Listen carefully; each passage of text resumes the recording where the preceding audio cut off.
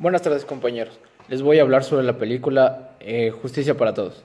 La película se basa principalmente en la vida de un abogado llamado Arthur Kirkland, el cual es un profesional de muy buena reputación, pero de muy mal carácter, por lo que en ocasiones es llevado a prisión debido a desacato.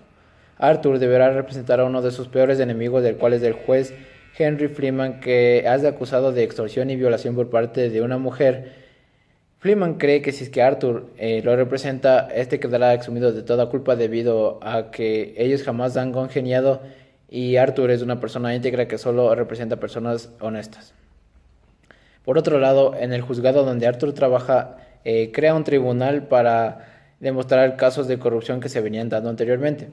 Cuando Arthur es llamado ante el tribunal, este queda eximido de toda culpa debido a que responde de muy buena manera a las preguntas que le hacen. Pero en cambio su amigo Jay se pone muy nervioso y levanta sospechas en el tribunal y posteriormente se vuelve una persona muy distorsionada tanto físicamente y psicológicamente. Por otro lado, Arthur venía tratando dos casos diferentes en su carrera. Una era sobre un chico llamado Royce, que era un afroamericano gay que fue acusado de robo. Cuando este le comienza a contar todos los sucesos a Arthur, el abogado comienza a creer en su inocencia, ya que era una persona inocente y muy crédula.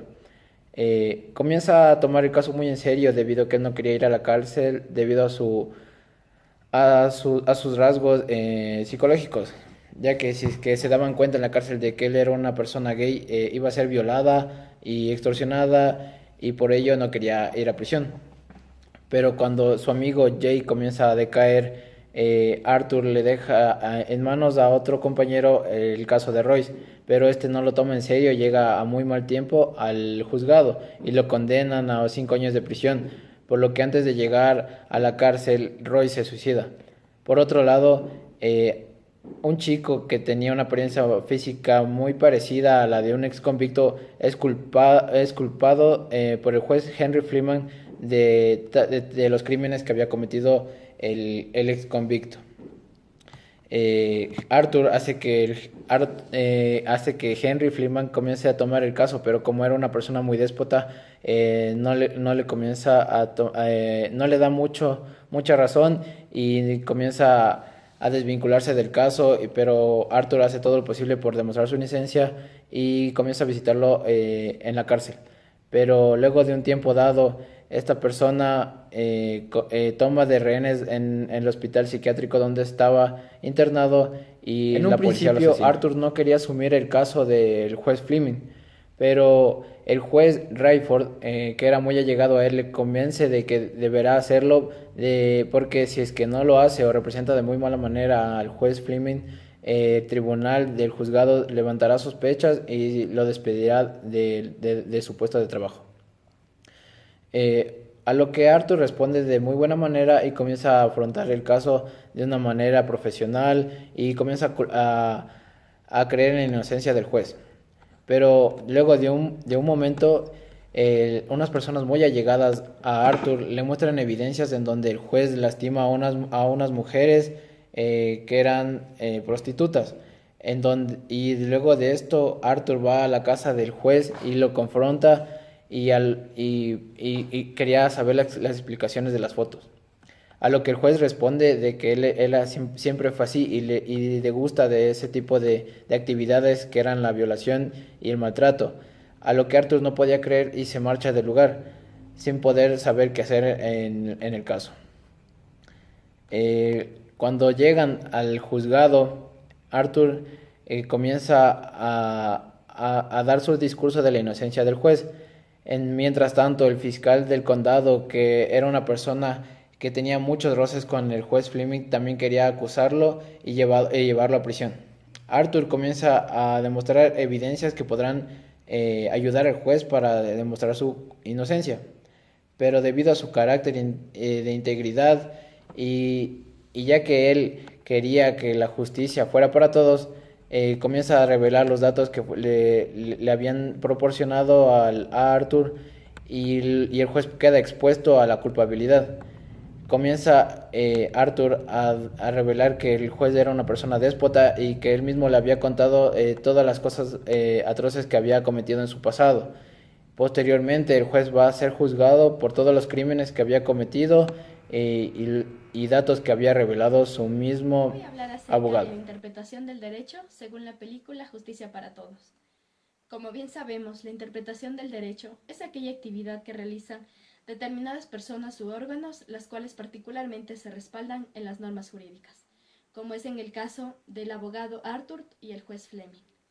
Se ejecuta la interpretación del derecho en presencia de las normas para poder entender, establecer o aplicar con el fin de resolver los distintos casos, lo cual muestra la inocencia o si es culpable. Al momento que el juez interpreta el derecho, está estableciendo un determinado significado de las normas jurídicas. Debe interpretar esas normas para que de esa manera pueda resolver el caso. Tomando en referencia la película escogida por el grupo Justicia para Todos, a la interpretación del derecho lo podemos notar cuando durante la película varios abogados toman el papel de defender a su cliente mediante pruebas para evitar que sean acusados. Es ahí cuando entra el papel del juez, quien debe ser justo y tomar una decisión para resolver el caso, apoyándose por las pruebas, declaraciones y ajustándose a cumplir lo que dice la norma.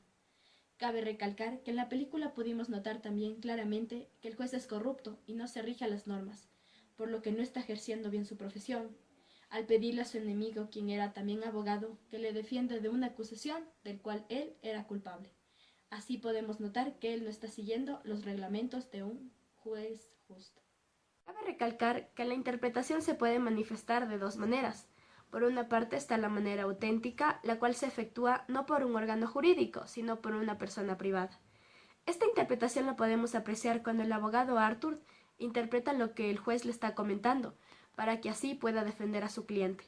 Por otra parte está la manera no auténtica, es la que llevan a cabo los órganos jurídicos, cuando aplican el derecho. Un claro ejemplo es el labor del juez Fleming, al determinar una debida sentencia con el fin de resolver el caso de manera justa.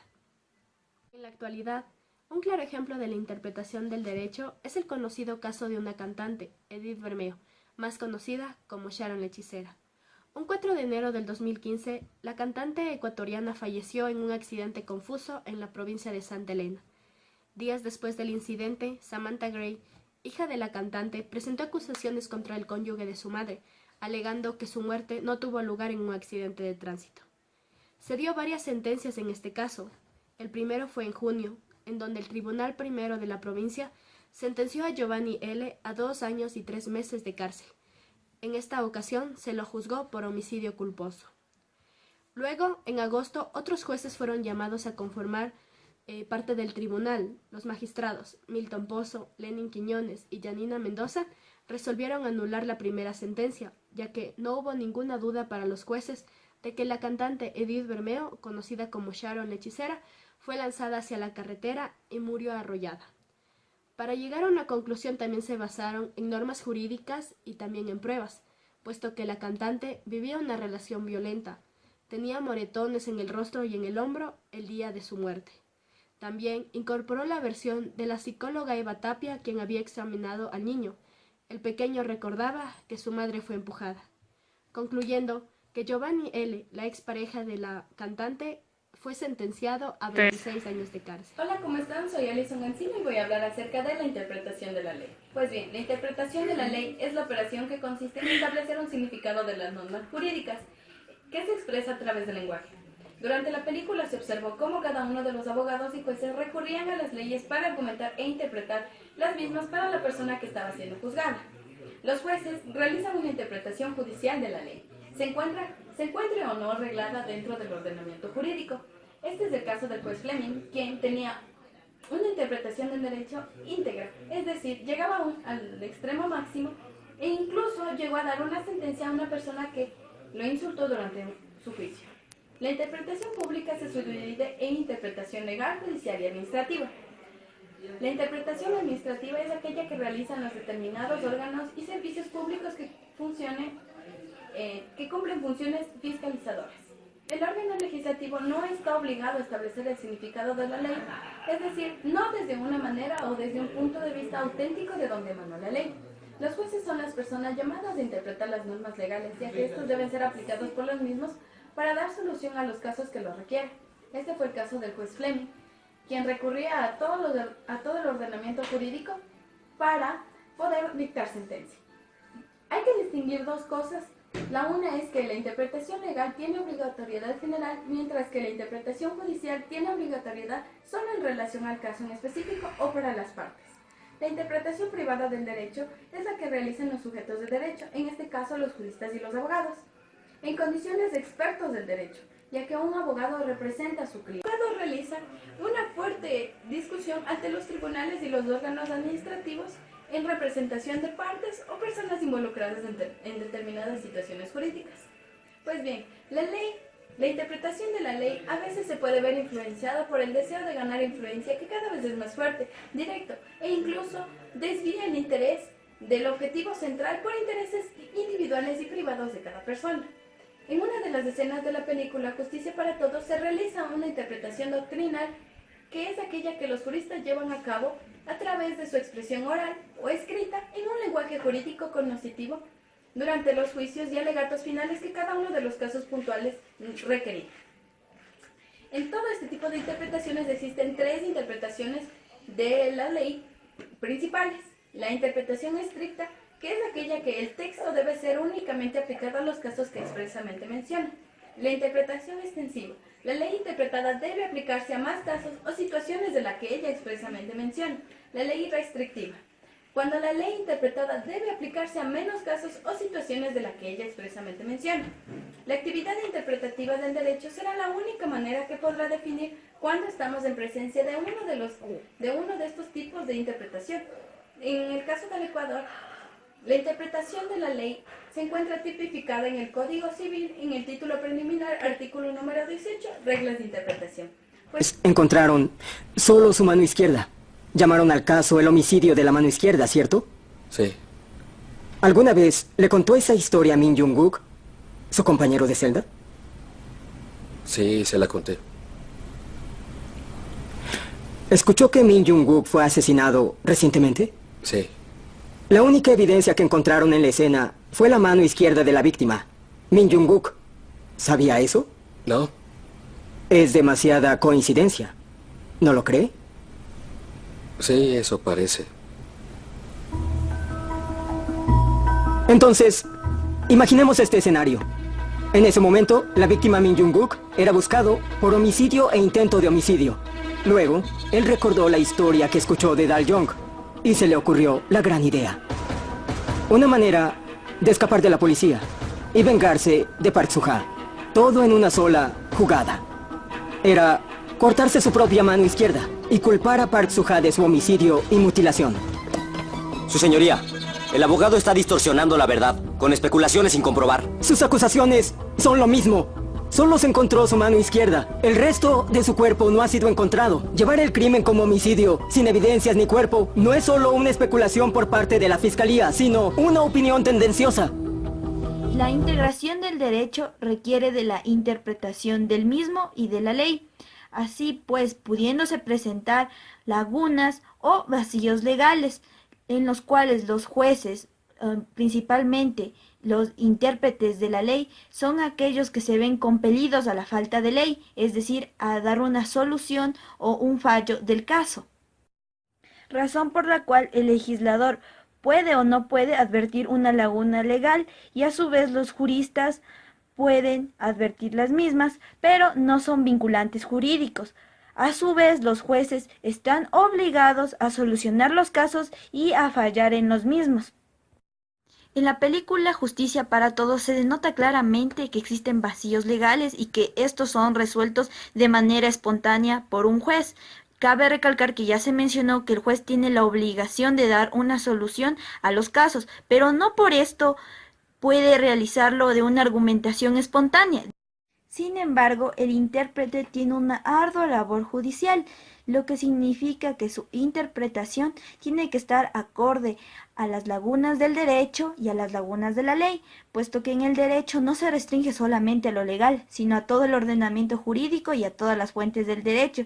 De ahí que se dice que no existen lagunas legales en el derecho porque están los jueces para fallar en el mismo. Es decir, que en la película Justicia para Todos, con el abogado Arthur Kirkland, trata de realizar una interpretación, pero en base a las lagunas de la ley, puesto que considera una teoría objetiva y una teoría subjetiva. En la teoría subjetiva se basa en la voluntad, en el espíritu de la ley, para determinar las pruebas y fallos que se van a realizar en el caso. Pero en cambio, en la parte objetiva se remite auténticamente y solamente a la ley. Pero la decisión final tiene el juez, pues se basa en las lagunas auténticas, en las lagunas técnicas y en las lagunas axiológicas.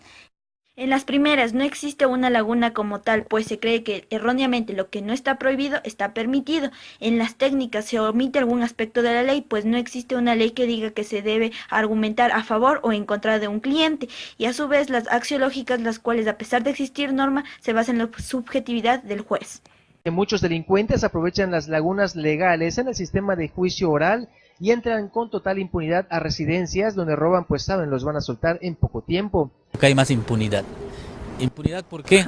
Porque simple y sencillamente de antes, en los juicios tradicionales, cuando, vamos a decir, un delincuente entraba a robar a tu domicilio, pues simple y sencillamente por el hecho de ingresar al domicilio, pues ya se consideraba delito grave. En cambio ahora, de acuerdo al código, a las nuevas disposiciones legales, al Código Nacional de Procedimientos Penales, pues viene siendo un delito grave cuando utiliza la violencia. ¿Qué quiere decir esto? Que si no hay violencia, pues ya no es delito grave. Agarran al delincuente, lo llevan ante el Ministerio Público, se inicia la carpeta de investigación e inmediatamente lo están soltando. ¿Por qué? Porque alcanza, vamos a decir, lo sueltan porque no es un delito grave.